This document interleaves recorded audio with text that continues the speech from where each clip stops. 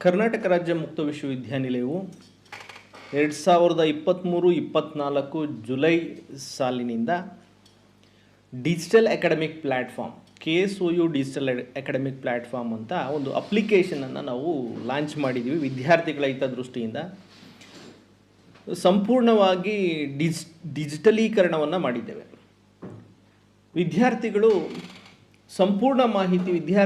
ಸಂಪೂರ್ಣ ಮಾಹಿತಿ ಈ ಡಿಜಿಟಲ್ ಅಕಾಡೆಮಿಕ್ ಪ್ಲ್ಯಾಟ್ಫಾರ್ಮ್ನಲ್ಲಿ ನಿಮಗೆ ಲಭ್ಯ ಇರುತ್ತೆ. ತಾವು ಅಡ್ಮಿಷನ್ ಆದ ನಂತರ ತಾವು ಏನು ಮಾಡಬೇಕು ಅಂತಂತಂದರೆ ಗೂಗಲ್ ಪ್ಲೇಸ್ಟೋರ್ನಲ್ಲಿ ತಾವು KSOU ಡಿಜಿಟಲ್ ಅಕಾಡೆಮಿಕ್ ಪ್ಲ್ಯಾಟ್ಫಾರ್ಮ್ ಅಥವಾ KSOU ಅಕಾಡೆಮಿಕ್ ಪ್ಲ್ಯಾಟ್ಫಾರ್ಮ್ ಅಂತ ಅಂದ್ಬಿಟ್ಟು ಟೈಪ್ ಮಾಡಿದಲ್ಲಿ ತಮಗೆ ಆ ಒಂದು ಅಪ್ಲಿಕೇಶನ್ ಏನಿದೆ ಅಪ್ಲಿಕೇಶನ್ ಬರುತ್ತೆ. ಅಪ್ಲಿಕೇಶನನ್ನು ತಾವು ಇನ್ಸ್ಟಾಲ್ ಮಾಡ್ಕೋಬೇಕು ತಮ್ಮ ಮೊಬೈಲ್ನಲ್ಲಿ. ಅದೇ ರೀತಿಯಲ್ಲಿ ಹ್ಯಾಂಡ್ರಾಯ್ಡ್ನಲ್ಲಿ ಈ ಅಪ್ಲಿಕೇಶನ್ ಲಭ್ಯ ಇದೆ. ಅದ್ರ ಜೊತೆಗೆ ಐಫೋನ್ ಏನಾದರೂ ಬಳಸ್ತಾ ಇದ್ದರೆ ಕಲಿಕಾರ್ಥಿಗಳು ತಾವುಗಳು app.ksounlinestudy.com ಅಂತ ತಮ್ಮ ವೆಬ್ ಬ್ರೌಸರ್ನಲ್ಲಿ ಟೈಪ್ ಮಾಡಿದ್ದಾಯಿತು ಅಂತಂತಂದರೆ ತಮಗೆ ಒಂದು ವಿಂಡೋ ಓಪನ್ ಆಗುತ್ತೆ. ಈ ವಿಂಡೋ ಓಪನ್ ಆದ ನಂತರ ತಮಗೆ ಇಲ್ಲಿ ಸ್ಟೂಡೆಂಟ್ ಅಂತ ಒಂದು ಆಪ್ಷನ್ ಇದೆ, ಕೆಳಗಡೆ ಮೊಬೈಲ್ ನಂಬರ್ ಅಂತ ಒಂದು ಆಪ್ಷನ್ ಇದೆ. ತಾವು ಏನು ಮಾಡಬೇಕು, ಸ್ಟೂಡೆಂಟನ್ನು ಸೆಲೆಕ್ಟ್ ಮಾಡಿಕೊಂಡು ಮೊಬೈಲ್ ನಂಬರ್ ತಾವು ಅಡ್ಮಿಷನ್ ಆದಂಥ ಸಂದರ್ಭದಲ್ಲಿ ಯಾವ ಮೊಬೈಲ್ ನಂಬರನ್ನು ಕೊಟ್ಟಿರ್ತೀರಾ ಆ ಮೊಬೈಲ್ ನಂಬರ್ನ ದಾಖಲು ಮಾಡಬೇಕು. ಆ ದಾಖಲು ಮಾಡಿದ ನಂತರ ಸೆಂಡ್ OTP ಅಂತ ಒಂದು ಆಪ್ಷನ್ ಇದೆ ಕೆಳಗಡೆ, ಆ ಸೆಂಡ್ OTP ಮೇಲೆ ಕ್ಲಿಕ್ ಮಾಡಬೇಕು. ವಿದ್ಯಾರ್ಥಿಗಳೇ, ತಮಗೇನಾದರೂ ಕೂಡ ಲಾಗಿನ್ ಮಾಡುವಂಥ ಸಂದರ್ಭದಲ್ಲಿ ಏನಾದರೂ ಸಮಸ್ಯೆ ಬಂತು ಅಂತಂದರೆ ಕೆಳಗೆ ಒಂದು ಮೊಬೈಲ್ ನಂಬರ್ನ ಕೊಟ್ಟಿರ್ತೇವೆ, 9873037405 ಅಂತ ಈ ಒಂದು ಮೊಬೈಲ್ ನಂಬರ್ನ ಕೊಟ್ಟಿರ್ತೇವೆ. ಈ ಮೊಬೈಲ್ ನಂಬರ್ಗೆ ತಾವು ಕರೆಯನ್ನು ಮಾಡ್ಬೋದು. ಅದು ಏನು ಅಂತಂತಂದರೆ ವರ್ಕಿಂಗ್ ಅವರ್ಸ್, ಕಚೇರಿಯ ಸಮಯದಲ್ಲಿ ಅಂದರೆ 10 ಗಂಟೆಯಿಂದ 5:30 ತನಕ ತಾವು ಈ ನಂಬರನ್ನು ತಾವು ಸಂಪರ್ಕ ಮಾಡ್ಬೋದು. ಹಾಗಾದರೆ 5:30 ನಂತರ ಹೇಗೆ ಸಂಪರ್ಕ ಮಾಡ್ಬೋದು ಅಂತಂತಂದರೆ ಕೆಳಗಡೆ ನಾವೊಂದು ರಿಪೋರ್ಟ್ ಆನ್ ಇಶ್ಯೂ ಅಂತ ಅಂದ್ಬಿಟ್ಟು ಒಂದು ಮೆಸೇಜನ್ನು ಕೊಟ್ಟಿದ್ದೇವೆ. ಅದ್ರ ಮೇಲೆ ಕ್ಲಿಕ್ ಮಾಡಿದಂಥ ಸಂದರ್ಭದಲ್ಲಿ ತಮಗೆ ಸ್ಟೂಡೆಂಟ್ ಕ್ವೆರಿ, ನಿಮ್ಗೇನಿದೆ ಸ್ಟೂಡೆಂಟ್ದು ಕ್ವೆರಿ ಏನಿದೆ, ಸ್ಟೂಡೆಂಟ್ ನೇಮ್, ನಿಮ್ಮ roll number, issue related to ಅಂತ ಒಂದು 3 ಆಪ್ಷನನ್ನು ಕೊಟ್ಟಿದ್ದೀವಿ. ಇಲ್ಲಿ ನೀವು ತಮ್ಮ ಇಶ್ಯೂವನ್ನು ನಮೂದಿಸಿ, ಇಶ್ಯೂ ಏನಿದೆ ಆ ಇಶ್ಯೂವನ್ನು ನಮೂದಿಸಿ ಸಬ್ಮಿಟ್ ಮಾಡಿದಲ್ಲಿ ಆ ಇಶ್ಯೂ ಏನಿರುತ್ತೆ ಅದನ್ನು ನಾವು ಆ ಡಿಜಿಟಲ್ ಅಕಾಡೆಮಿಕ್ ಪ್ಲ್ಯಾಟ್ಫಾರ್ಮ್ ಟೀಮಿಂದ ನಾವು ರಿಸಾಲ್ವ್ ಮಾಡಿಕೊಡ್ತೀವಿ. ವಿದ್ಯಾರ್ಥಿಗಳು ತಾವು ಲಾಗಿನ್ ಆದ ನಂತರ ತಮಗೆ ಈ ರೀತಿ ಒಂದು ವಿಂಡೋ ನಿಮಗೆ ಅಪಿಯರ್ ಆಗುತ್ತೆ. ಇಲ್ಲಿ ತಾವು ಗಮನಿಸಬಹುದು, ವಿದ್ಯಾರ್ಥಿಯ ಹೆಸರು, ಸ್ಟೂಡೆಂಟ್ ನೇಮ್ ಇದೆ, ಪ್ರೋಗ್ರಾಮ್, ಯಾವ ಪ್ರೋಗ್ರಾಮ್ನಲ್ಲಿ ಅಧ್ಯಯನ ಮಾಡ್ತಾ ಇದ್ದೀರಿ, ಉದಾಹರಣೆಗೆ MCOM, BCOM ಅಥವಾ BCA, MCA ಯಾವ ಪ್ರೋಗ್ರಾಮ್ನಲ್ಲಿ ಅಧ್ಯಯನ ಮಾಡ್ತಾ ಇದ್ದೀರಿ ಆ ಪ್ರೋಗ್ರಾಮ್ ನೇಮ್ ಡಿಸ್ಪ್ಲೇ ಆಗುತ್ತೆ. ಆ ಪ್ರೋಗ್ರಾಮ್ ಕೆಳಗೆ ಸೆಮಿಸ್ಟರ್ ಇಯರ್ ಸೆಮಿಸ್ಟರ್ ಅಂತ ಇದೆ.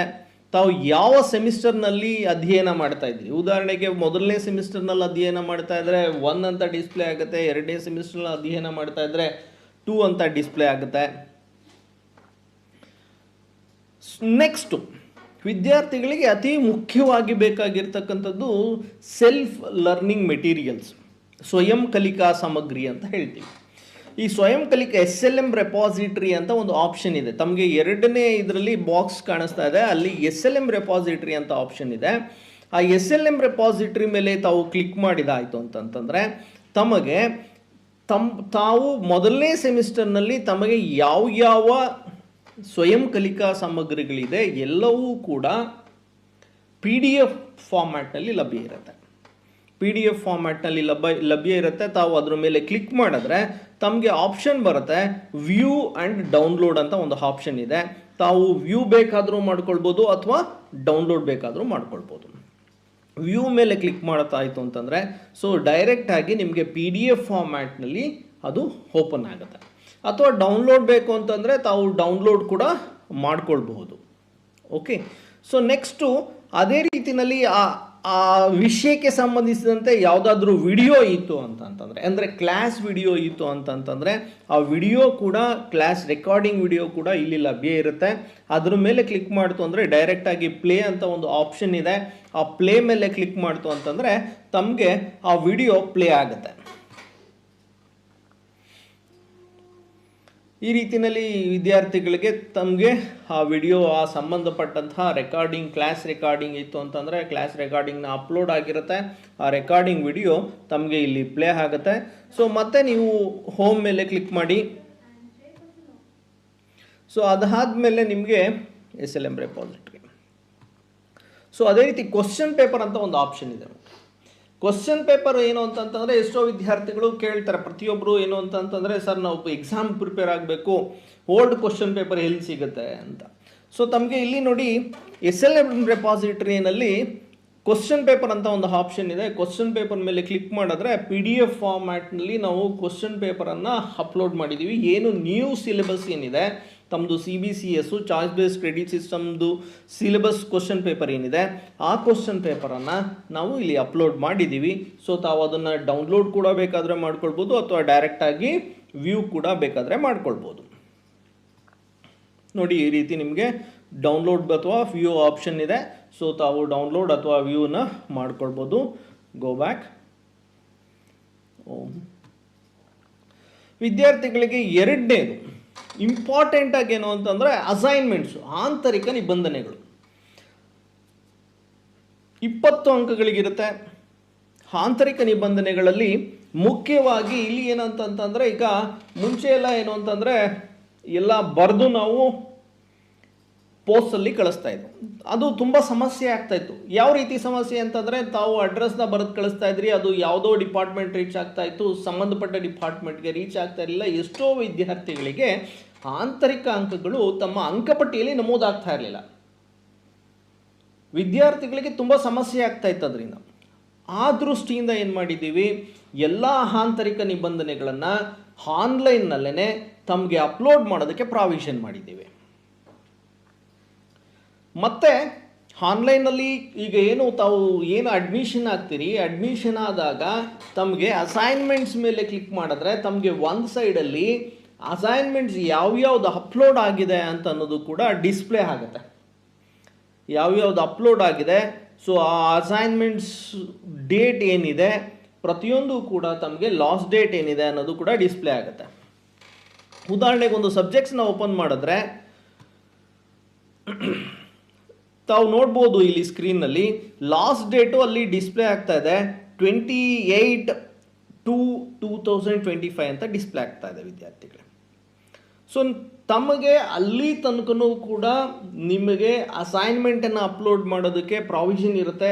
ತಾವು ಅಪ್ಲೋಡ್ ಮಾಡ್ಬೋದು ಆ ಲಾಸ್ಟ್ ಡೇಟ್ ತನಕ. ಎಷ್ಟೋ ವಿದ್ಯಾರ್ಥಿಗಳು ಕೇಳ್ತಾರೆ, ಲಾಸ್ಟ್ ಡೇಟ್ ಆದಮೇಲೆ ಅಪ್ಲೋಡ್ ಮಾಡೋದಕ್ಕೆ ಪ್ರಾವಿಷನ್ ಇರಲ್ಲ. ಸೊ ಆದ್ದರಿಂದ ಪ್ರತಿಯೊಬ್ಬರೂ ಕೂಡ ಅಸೈನ್ಮೆಂಟ್ಸನ್ನು ಲಾಸ್ಟ್ ಡೇಟ್ ಒಳಗಡೆ ಕಡ್ಡಾಯವಾಗಿ ಅಪ್ಲೋಡ್ ಮಾಡಬೇಕು. ಇಲ್ಲ ಅಂತಂದರೆ ತಮ್ಮ ಆಂತರಿಕ ಅಂಕಗಳು ಬರೋದಿಲ್ಲ. ಸೊ ನೆಕ್ಸ್ಟು ಇದು ಲಾಸ್ಟ್ ಡೇಟ್ ಆಯಿತು. ಆಮೇಲೆ ಇಲ್ಲಿ ನೀವು ಇನ್ಸ್ಟ್ರಕ್ಷನ್ಸ್ ಇರುತ್ತೆ, ಸಂಬಂಧಪಟ್ಟ ವಿಭಾಗದಿಂದ ಏನೇನು ಇನ್ಸ್ಟ್ರಕ್ಷನನ್ನು ಕೊಟ್ಟಿರ್ತಾರೆ ಆ ಇನ್ಸ್ಟ್ರಕ್ಷನನ್ನು ನಾವು ಹಾಕಿರ್ತೀವಿ. ಅದ್ರ ಜೊತೆಗೆ ಕೆಳಗಡೆ ಬಂತು ಅಂತಂತಂದರೆ ಕ್ವಶನ್ ಪೇಪರ್ ಇರುತ್ತೆ. ನಿಮಗೆ ಆ ಸಂಬಂಧಪಟ್ಟ ವಿಭಾಗದ ಕ್ವಶನ್ ಪೇಪರ್ ಅಲ್ಲೂ ಕೂಡ ವ್ಯೂ ಅಂತ ಆಪ್ಷನ್ ಇದೆ, ಮತ್ತು ಡೌನ್ಲೋಡ್ ಅಂತ ಆಪ್ಷನ್ ಇದೆ. ಆ ಸಂಬಂಧಪಟ್ಟ ವಿಭಾಗದ ಕ್ವಶನ್ ಪೇಪರನ್ನು ನಾವು ಈ ರೀತಿ ಡಿಸ್ಪ್ಲೇ ಮಾಡಿರ್ತೀವಿ. ನೋಡಿ ಇಲ್ಲಿ ಒಂದು ಸಬ್ಜೆಕ್ಟ್ ಮಾರ್ಕೆಟಿಂಗ್ ಮ್ಯಾನೇಜ್ಮೆಂಟ್ ಅಂತ ಇದೆ. Answer any 2 of the following questions, ಯಾವುದಾದ್ರೂ 2 ಕ್ವಶನ್ಗಳಿಗೆ ಉತ್ತರವನ್ನು ನೀಡಿ ಅಂತ ಇದೆ. ಸೊ ಇದನ್ನು ನೀವು ಡೌನ್ಲೋಡ್ ಮಾಡಿಕೊಂಡು ನೀವು A4 ಶೀಟ್ಸ್ನಲ್ಲಿ ಬರೆದು, ಮತ್ತು ಇಂಪಾರ್ಟೆಂಟಾಗಿ ಏನು ಅಂತಂತಂದರೆ ಪ್ರತಿ ಪೇಜ್ನಲ್ಲೂ ಕೂಡ ಅಭ್ಯರ್ಥಿಯ ಹೆಸರು, ವಿದ್ಯಾರ್ಥಿಯ ಹೆಸರು ಇರಬೇಕು. ನಿಮ್ಮ ಹೆಸರು ಮತ್ತು ನಿಮ್ಮ ಸಿಗ್ನೇಚರು ಮತ್ತು ನಿಮ್ಮ ರೋಲ್ ನಂಬರು. ಇಂಪಾರ್ಟೆಂಟಾಗಿ ನೋಡಿ, ನಿಮ್ಮ ಹೆಸರು ಮತ್ತು ಸಿಗ್ನೇಚರ್ ಮತ್ತು ರೋಲ್ ನಂಬರ್ನ ಕಡ್ಡಾಯವಾಗಿ ಪ್ರತಿ ಶೀಟ್ನಲ್ಲಿ, ಪ್ರತಿ A4 ಶೀಟ್ನ ಟಾಪ್ ಕಾರ್ನರಲ್ಲಿ ಬರೆದಿರಬೇಕು. ಇಲ್ಲ ಅಂತಂತಂದರೆ ನಿಮ್ಮ ಆಂತರಿಕ ನಿಬಂಧನೆಗಳ ಅಂಕಗಳು ಕೂಡ ಕಡಿತ ಆಗುತ್ತೆ. ಯಾಕೆ ಅಂತಂತಂದರೆ ವಿದ್ಯಾರ್ಥಿಗಳು ಅದನ್ನು ಡ್ಯೂಪ್ಲಿಕೇಟ್ ಹಾಕದಲೇ ಇರೋ ದೃಷ್ಟಿಯಿಂದ ಪ್ರತಿಯೊಂದು ಅಸೈನ್ಮೆಂಟ್ಸ್ನಲ್ಲಿ ನಿಮ್ಮ ಸಹಿ ಕಡ್ಡಾಯವಾಗಿರಲೇಬೇಕು. ಪ್ರತಿ ಪೇಜ್ನಲ್ಲೂ ಕೂಡ ನಿಮ್ಮ ಸಹಿ, ನಿಮ್ಮ ಹೆಸರು, ನಿಮ್ಮ ರೋಲ್ ನಂಬರನ್ನು ಕಡ್ಡಾಯವಾಗಿ ನಮೂದು ಮಾಡಿರಬೇಕು. ಸೊ ನಂತರ ಸರ್ ನಾವು ಬರೆದ್ವಿ, ಎಲ್ಲ ಅಸೈನ್ಮೆಂಟ್ ಬರೆದಾಯಿತು, ಏನು ಮಾಡಬೇಕು ನೆಕ್ಸ್ಟು ನೀವೇನು ಮಾಡಬೇಕು ಅಂತಂತಂದರೆ ಅಪ್ಲೋಡ್ ಮಾಡೋದಕ್ಕೆ ಈ ಕಡೆ ಬಲಭಾಗದಲ್ಲಿ ಪ್ರಾವಿಷನ್ ಇದೆ. ನೀವು ಸಬ್ಜೆಕ್ಟ್ ನೇಮು ಇರುತ್ತೆ, ಅಲ್ಲಿ ಏನು ಸಬ್ಜೆಕ್ಟ್ ನೇಮ್ ಹಾಕಿರ್ತೀರ, ಸಬ್ಜೆಕ್ಟ್ ನೇಮು ಮಾರ್ಕೆಟಿಂಗ್ ಮ್ಯಾನೇಜ್ಮೆಂಟ್ ಅಂತ ಇದೆ, ಅದನ್ನು ಕಾಪಿ ಮಾಡಿ ಇಲ್ಲಿ ಅದನ್ನೇ ಟೈಪ್ ಮಾಡ್ತೀರಾ ಅಥವಾ ನೀವು ಅದನ್ನೇ ಕಾಪಿ ಮಾಡಿ ಪೇಸ್ಟ್ ಮಾಡ್ಬೋದು. ಚೂಸ್ ಎ ಫೈಲ್ ಅಂತ ಒಂದು ಆಪ್ಷನ್ ಇದೆ ವಿದ್ಯಾರ್ಥಿಗಳೇ ನಿಮಗೆ ಇಲ್ಲಿ. ಅಲ್ಲಿ ನೀವು ಬರೆದ ನಂತರ ನೀವು ಬರೆದಂತಹ ಶೀಟ್ಗಳನ್ನು ಕವರ್ ಪೇಜ್ನಿಂದ ಕೊನೆಯ ಪೇಜ್ ತನಕನೂ ಕೂಡ ಸ್ಕ್ಯಾನ್ ಮಾಡ್ಕೊಳ್ಳಿ. ನಿಮ್ಮ ಮೊಬೈಲಲ್ಲಿ PDF ಸ್ಕ್ಯಾನರ್ಸ್ ಇರುತ್ತೆ. ಇವಾಗ ತುಂಬ ಅಪ್ಲಿಕೇಶನ್ ಇದೆ. PDF ಸ್ಕ್ಯಾನರು, ಅಡೋಬ್ ಸ್ಕ್ಯಾನರ್ ಅಂತ ಇದೆ, ಡಾಕ್ ಸ್ಕ್ಯಾನರ್ ಅಂತ ಇದೆ, ಅದೇ ರೀತಿ ಭಾರತ್ ಸ್ಕ್ಯಾನರ್ ಅಂತ ಇದೆ. ತುಂಬ ಅಪ್ಲಿಕೇಶನ್ಸು ಸಿಗುತ್ತೆ ನಿಮಗೆ ಇದರಲ್ಲಿ, ನಿಮ್ಮ ಮೊಬೈಲ್ ಇದರಲ್ಲಿ ಆ್ಯಂಡ್ರಾಯ್ಡ್ ಪ್ಲೇಸ್ಟೋರ್ನಲ್ಲಿ ಡೌನ್ಲೋಡ್ ಮಾಡ್ಕೊಳ್ಳಿ. ಡೌನ್ಲೋಡ್ ಮಾಡಿಕೊಂಡು ಅಷ್ಟೂ ಶೀಟ್ಗಳನ್ನು, ಎಷ್ಟು ಶೀಟು, ಉದಾಹರಣೆ 10 ಶೀಟ್ ಬರೆದಿರ್ತೀನಿ ಅಂತ ಅಂದ್ಕೊಳ್ಳಿ, 10 ಶೀಟ್ಗಳನ್ನು ಸ್ಕ್ಯಾನ್ ಮಾಡ್ಕೊಳ್ಳಿ. ಸ್ಕ್ಯಾನ್ ಮಾಡಿಕೊಂಡು ಆ ಒಂದು ಸ್ಕ್ಯಾನ್ ಮಾಡ್ಕೊಂಡ ನಂತರ ಆ ಸ್ಕ್ಯಾನ್ ಮಾಡ್ಕೊಂಡಂಥ ಫೈಲಿಗೆ ನಿಮ್ಮ ಸಬ್ಜೆಕ್ಟ್ ನೇಮ್ ಏನಿರುತ್ತೆ, ಉದಾಹರಣೆಗೆ ಮಾರ್ಕೆಟಿಂಗ್ ಮ್ಯಾನೇಜ್ಮೆಂಟ್ ಅಂತ ಇದೆ ಅಂತ ಅಂದ್ಕೊಳ್ಳಿ, ಆ ಮಾರ್ಕೆಟಿಂಗ್ ಮ್ಯಾನೇಜ್ಮೆಂಟ್ ಅಂತ ಒಂದು ಫೈಲ್ ನೇಮ್ ಕೊಟ್ಕೊಳ್ಳಿ. ನಂತರ ಸೊ ನೀವು ಇಲ್ಲಿ ಚೂಸ್ ಫೈಲ್ ಅಂತ ಇದೆಯಲ್ಲ, ಈ ಚೂಸ್ ಫೈಲ್ ಮೇಲೆ ಕ್ಲಿಕ್ ಮಾಡಿ. ಕ್ಲಿಕ್ ಮಾಡಿದ ನಂತರ ನಿಮ್ಮ ಫೈಲ್ ಯಾವುದಿದೆ, ಉದಾಹರಣೆಗೆ ನಾನು ಒಂದು ಫೈಲು ಈಗ ಮಾರ್ಕೆಟಿಂಗ್ ಮ್ಯಾನೇಜ್ಮೆಂಟ್ ಅಂತ ಇದೆ, ಅಲ್ಲಿ ನಾನು ಆ ಒಂದು ಫೈಲ್ ಇದೆ, ಆ ಫೈಲ್ನ ಸೆಲೆಕ್ಟ್ ಮಾಡಿ ಓಪನ್ ಅಂತ ಕೊಡ್ತೀನಿ. ಸೊ ಇವಾಗ ನಿಮ್ಮ ಅಸೈನ್ಮೆಂಟ್ ಅಪ್ಲೋಡ್ ಆಗಿದೆ. ಮುಖ್ಯವಾಗಿ ಏನು ಅಂತಂದರೆ ವಿದ್ಯಾರ್ಥಿಗಳೇ, ಸರ್ ನಮಗೆ ಹೇಗೆ ಗೊತ್ತಾಗುತ್ತೆ ಅಪ್ಲೋಡ್ ಆಗಿರೋದು ಅಂತಂದರೆ, ನೀವು ಸಬ್ಮಿಟ್ ಕೊಟ್ಟಾದ ನಂತರ ನಿಮಗೆ assignment has been uploaded successfully ಅಂತ ಒಂದು ಮೆಸೇಜ್ ಕೂಡ ಡಿಸ್ಪ್ಲೇ ಆಗುತ್ತೆ. ಆಮೇಲೆ ನೀವು ಅಸೈನ್ಮೆಂಟ್ ಸೆಕ್ಷನ್ಗೆ ಹೋದರೆ ನಿಮಗೆ ಕೆಳಗಡೆ ಡಿಸ್ಪ್ಲೇ ಆಗ್ತಾ ಇದೆ ಏನಂತ ಅಂತಂದರೆ, ನಿಮ್ಮ ಅಸೈನ್ಮೆಂಟ್ ಸಬ್ಮಿಟೆಡ್ ಅಂತ ಅಂದ್ಬಿಟ್ಟು ಒಂದು ಮೆಸೇಜ್ ಡಿಸ್ಪ್ಲೇ ಆಗ್ತಾ ಇದೆ. ಸಬ್ಮಿಟೆಡ್ ಅಂತ ಅಂದ್ಬಿಟ್ಟು ಒಂದು ಮೆಸೇಜ್ ಇದೆ. ಸೊ ಇದನ್ನು ನೀವು ಪ್ರತಿಯೊಬ್ಬರೂ ಕೂಡ ಖಾತ್ರಿಪಡಿಸ್ಕೊಳ್ಬೇಕು. ಎಷ್ಟೋ ವಿದ್ಯಾರ್ಥಿಗಳು ನಮಗೆ ಸಮಸ್ಯೆ ಎಲ್ಲಿ ಬರ್ತಾ ಇದೆ ಅಂತಂದರೆ, ಅಸೈನ್ಮೆಂಟ್ನ ಸೆಲೆಕ್ಟ್ ಮಾಡ್ತಾರೆ, ಅಪ್ಲೋಡ್ ಅಂತ ಕ್ಲಿಕ್ ಮಾಡ್ತಾರೆ, ಬಟ್ ಸಬ್ಮಿಟ್ ಮಾಡಲ್ಲ. ಸಬ್ಮಿಟ್ ಮಾಡ್ದಲ್ಲ ಇದ್ದಾಗ ಏನಾಗುತ್ತೆ, ನಿಮ್ಮ ಅಸೈನ್ಮೆಂಟು ಸಬ್ಮಿಟ್ ಆಗಿರಲ್ಲ. ನೀವು ಬರೀ ಏನು ಮಾಡಿರ್ತೀರಾ, ಆ ಫೈಲ್ನ ಸೆಲೆಕ್ಟ್ ಮಾಡಿರ್ತೀರಾ, ಆದರೆ ಸಬ್ಮಿಟ್ ಮಾಡಿರೋದಿಲ್ಲ.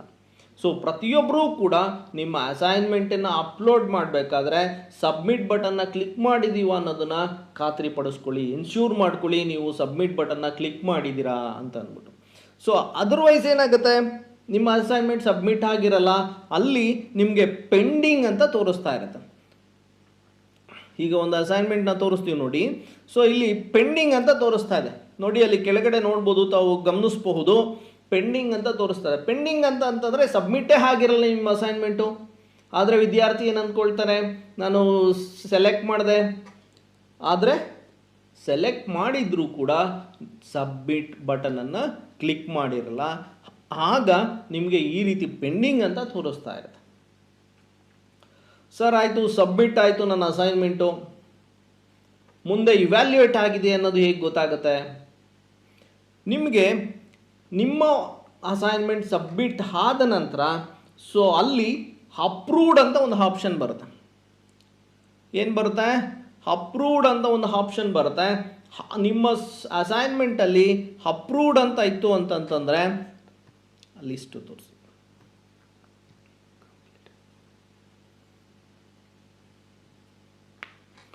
ಇಲ್ಲಿ ನೋಡಿ, ಇಲ್ಲಿ ಅಪ್ರೂವ್ಡ್ ಅಂತ ಇತ್ತು ಅಂತಂತಂದರೆ ನಿಮ್ಮ ಅಸೈನ್ಮೆಂಟ್ ಏನು ನೀವು ಸಬ್ಮಿಟ್ ಮಾಡಿರ್ತೀರಾ, ಅಸೈನ್ಮೆಂಟು ಇವ್ಯಾಲ್ಯೂಯೇಟ್ ಆಗಿರುತ್ತೆ. ಓಕೆ, ಇವ್ಯಾಲ್ಯೂಯೇಟ್ ಆದಮೇಲೆ ನಿಮಗೆ ಇಲ್ಲಿ ಒಂದು ಸ್ಟೇಟಸ್ ನೀವು ನೋಡ್ಬೋದು. ಬಹುಶಃ ನಿಮಗೆ ಇಲ್ಲಿ ಸಬ್ಮಿಟೆಡ್ ಅಂತ ಆಪ್ಷನ್ ಇದೆ.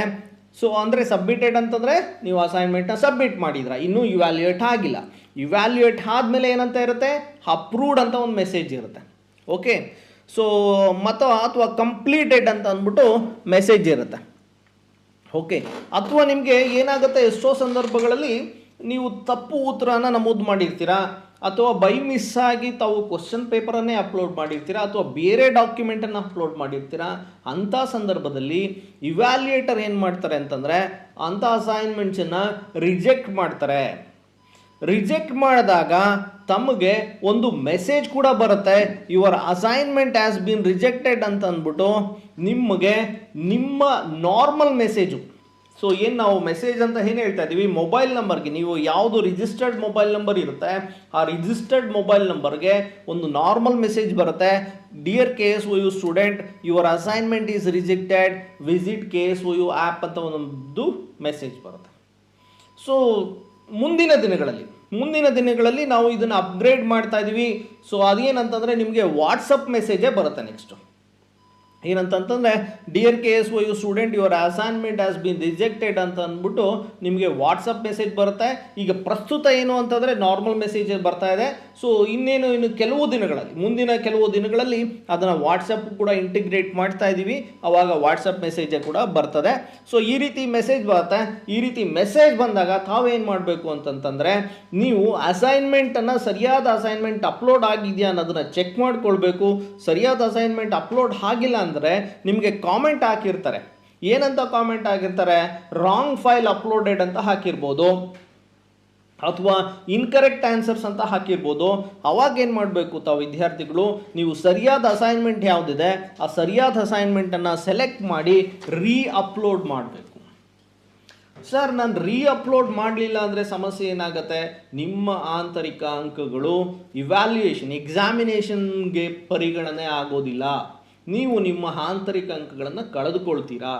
ಆ ದೃಷ್ಟಿಯಿಂದ ನಾನು ವಿದ್ಯಾರ್ಥಿಗಳಲ್ಲಿ ನನ್ನ ಮನವಿ ಏನು ಅಂತಂದರೆ ಕನಿಷ್ಠ ಪಕ್ಷ ಒಂದು ವಾರಕ್ಕೆ ಪ್ರತಿದಿನ ಅಟ್ಲೀಸ್ಟ್ ಚೆಕ್ ಮಾಡ್ಕೊಳ್ಬೋದು. ಪ್ರತಿದಿನ ನೀವು ವಾಟ್ಸಪ್ ಏನು ಸ್ಟೇಟಸ್ ಚೆಕ್ ಮಾಡ್ತೀರಿ ಅದೇ ರೀತಿಯಲ್ಲಿ ಒಂದು ದಿನ ನೀವು ಅಸೈನ್ಮೆಂಟನ್ನು ಅಪ್ಲೋಡ್ ಮಾಡಿದ ನಂತರ ಅಟ್ಲೀಸ್ಟ್ ಟ್ವೈಸ್ 1-2 ದಿನಕ್ಕೆ ಒಂದ್ಸಲಿನಾದರೂ ಕೂಡ ತಾವು ನಿಮ್ಮ KSOU ಸ್ಟೂಡೆಂಟ್ ಆ್ಯಪ್ ಏನಂತಂದರೆ ಡಿಜಿಟಲ್ ಅಕಾಡೆಮಿಕ್ ಪ್ಲ್ಯಾಟ್ಫಾರ್ಮ್ ಏನು ಅಪ್ಲಿಕೇಶನ್ ಇದೆ ಅಪ್ಲಿಕೇಶನನ್ನು ಚೆಕ್ ಮಾಡಿಕೊಳ್ಬೇಕು.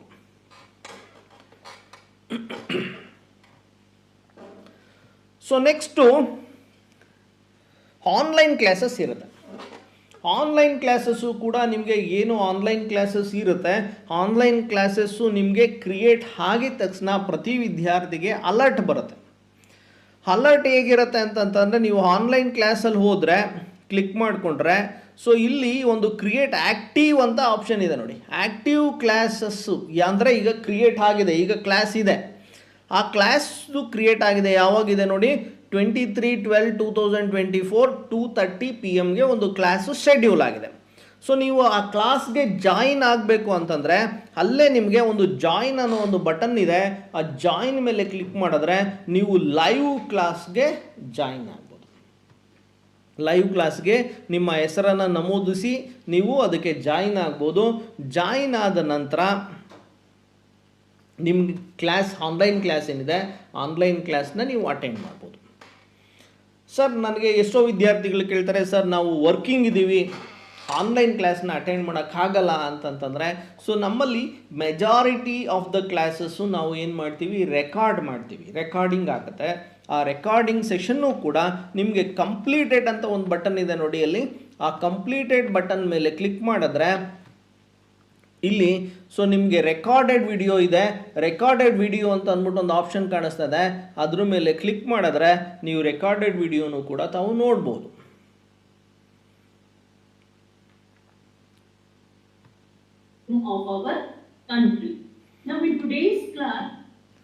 ಸೊ ಈ ರೀತಿ ತಾವು ಏನು ಅಂತಂತಂದರೆ ರೆಕಾರ್ಡೆಡ್ ಸೆಷನನ್ನು ನೋಡ್ಬೋದು. ಸೊ ಇದು ಆನ್ಲೈನ್ ಕ್ಲಾಸ್ ಆಯಿತು. ಅಸೈನ್ಮೆಂಟ್ ಇಶ್ಯೂಸ್ನ ಡಿಸ್ಕಸ್ ಮಾಡಿದ್ವಿ. ಮತ್ತು ಇಲ್ಲಿ ಮುಖ್ಯವಾಗಿ ಏನು ಅಂತಂದರೆ ಅಸೈನ್ಮೆಂಟ್ಸ್ ಇಶ್ಯೂಸ್ ಡಿಸ್ಕಸ್ ಆಯಿತು. ಅಸೈನ್ಮೆಂಟ್ಸು ತುಂಬ ಕೇರ್ಫುಲ್ಲಾಗಿ ತಾವು ಗಮನಿಸ್ಕೊಳ್ಬೇಕಾಗಿರೋದು. ಮತ್ತು SLM ರೆಪಾಸಿಟ್ರಿ ಬಗ್ಗೆ ಡಿಸ್ಕಸ್ ಮಾಡಿದ್ವಿ. SLM ಅಲ್ಲಿ ನಮಗೆ ಸ್ವಯಂ ಕಲಿಕಾ ಸಾಮಗ್ರಿಗಳು ಏನಿದೆ ಎಲ್ಲ ಸ್ವಯಂ ಕಲಿಕಾ ಸಾಮಗ್ರಿ ಕೂಡ ಅಲ್ಲಿ ಲಭ್ಯ ಇರುತ್ತೆ. ಅದನ್ನು ತಾವು ಡೌನ್ಲೋಡ್ ಮಾಡ್ಕೊಳ್ಬೋದು. ಅಥವಾ ರೆಕಾರ್ಡೆಡ್ ಸೆಷನ್ನು ಕೂಡ ಅಲ್ಲಿ ವಿಡಿಯೋ ಸೆಕ್ಷನಲ್ಲಿ ಅಪ್ಲೋಡ್ ಆಗಿರುತ್ತೆ, ಅದನ್ನು ಕೂಡ ತಾವು ವಾಚ್ ಮಾಡಬಹುದು. ಅದಾದ ನಂತರ ನೆಕ್ಸ್ಟು ಆನ್ಲೈನ್ ಕ್ಲಾಸಸ್ ಹೇಗೆ ಅಟೆಂಡ್ ಮಾಡಬೇಕು ಅನ್ನೋದನ್ನು ಹೇಳಿಕೊಟ್ಟೆ. ನಂತರ ಬಂದು ಎಕ್ಸಾಮ್ ನೋಟಿಫಿಕೇಷನ್ಸ್ ಏನಾದರೂ ಇತ್ತು ಅಂತಂತಂದರೆ ಎಕ್ಸಾಮ್ ನೋಟಿಫಿಕೇಷನ್ಸು, ಎಲ್ಲ ಎಕ್ಸಾಮ್ ನೋಟಿಫಿಕೇಷನ್ಸ್ನು ಕೂಡ ನಾವು ಇಲ್ಲಿ ಪೋಸ್ಟ್ ಮಾಡ್ತೀವಿ. ವಿದ್ಯಾರ್ಥಿಗಳು ತಾವು ಎಕ್ಸಾಮ್ ನೋಟಿಫಿಕೇಷನನ್ನು ಇಲ್ಲೇ ಡೈರೆಕ್ಟಾಗಿ ನೋಡ್ಕೊಳ್ಬೋದು. ಅದಾದ ನಂತರ ಬೇರೆ ಇನ್ನೇನೋ ಮೆಸೇಜ್, ಬೇರೆ ವಿಷಯಗಳ ಸಂಬಂಧಪಟ್ಟ ಹಾಗೆ ಏನಾದರೂ ಮೆಸೇಜ್ ಇತ್ತು ಅಂತಂತಂದರೆ ಇಲ್ಲಿ ಈ ಮೆಸೇಜಸ್ ಅಂತ ಒಂದು ಸೆಕ್ಷನ್ ಇದೆ. ಈ ಮೆಸೇಜಸ್ ಸೆಕ್ಷನಲ್ಲಿ ಯೂನಿವರ್ಸಿಟಿಯಿಂದ ಬರ್ತಕ್ಕಂಥ ಎಲ್ಲ ಸುತ್ತೋಲೆಗಳೇನಿದೆ ವಿದ್ಯಾರ್ಥಿಗೆ ಸಂಬಂಧಪಟ್ಟಂತಹ, ಅಕಾಡೆಮಿಕ್ ಸಂಬಂಧಪಟ್ಟಂತಹ ಮತ್ತು ಎಕ್ಸಾಮಿನೇಷನ್ ಪರೀಕ್ಷೆಗೆ ಸಂಬಂಧಪಟ್ಟಂತಹ ಸುತ್ತೋಲೆಗಳೇನಿದೆ ಎಲ್ಲ ಸುತ್ತೋಲೆಗಳನ್ನು ಕೂಡ ಇಲ್ಲಿ ಅಪ್ಲೋಡ್ ಮಾಡಿರ್ತೀವಿ. ಅದನ್ನು ತಾವು ನೋಡ್ಕೊಳ್ಬೇಕು. ಇವಾಗ just like A notice board, ನಾವು ಹೇಗೆ ಕಾಲೇಜ್ನಲ್ಲಿ ನೋಟಿಸ್ ಬೋರ್ಡ್ ಹೇಗಿರುತ್ತೆ ಅದೇ ರೀತಿಯಲ್ಲಿ ಇಲ್ಲಿ ಈ ಮೆಸೇಜ್ ಸೆಕ್ಷನ್ ಇದೆ. ಆ ಈ ಮೆಸೇಜಲ್ಲಿ ಪ್ರತಿಯೊಂದು ನಿಮಗೆ ಸಂಬಂಧಪಟ್ಟಂಥ ಮಾಹಿತಿಗಳಿಂದ, ಅಕಾಡೆಮಿಕ್ ಇರ್ಬೋದು ಅಥವಾ ಅಡ್ಮಿಷನಿಗೆ ಸಂಬಂಧಪಟ್ಟಂಥ ಮಾಹಿತಿ ಇರ್ಬೋದು ಅಥವಾ ಪರೀಕ್ಷೆಗೆ ಸಂಬಂಧಪಟ್ಟಂಥ ಮಾಹಿತಿ ಇರ್ಬೋದು, ಎಲ್ಲ ಮಾಹಿತಿಗಳನ್ನು ಕೂಡ ಈ ಮೆಸೇಜ್ ಸೆಕ್ಷನ್ನಲ್ಲಿ ನಾವು ಅಪ್ಲೋಡ್ ಮಾಡಿರ್ತೀವಿ. ವಿದ್ಯಾರ್ಥಿಗಳು ಅಟ್ಲೀಸ್ಟ್ ಒಂದು ವಾರಕ್ಕೆ ಒಂದು ಸರಿ ಅಥವಾ 2 ಸರಿನಾದರೂ ಕೂಡ ಈ ಮೆಸೇಜ್ ಸೆಕ್ಷನನ್ನು ಭೇಟಿ ಮಾಡೋದು. ನೆಕ್ಸ್ಟ್ ಹೋಮ್ಗೆ ಹೋಗಿ.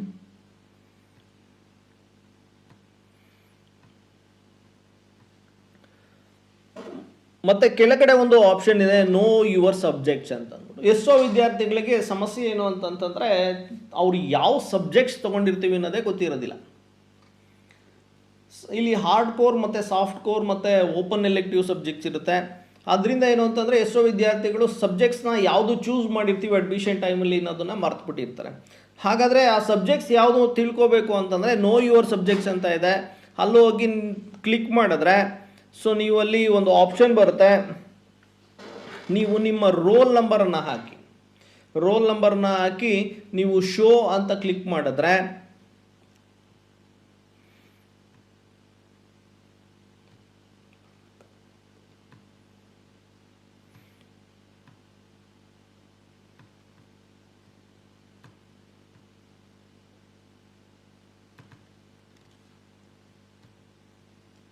ನೋಡಿ, ಈಗ ಇಲ್ಲಿ ರೋಲ್ ನಂಬರ್ ಹಾಕ್ತಾ ಇದ್ದೀವಿ.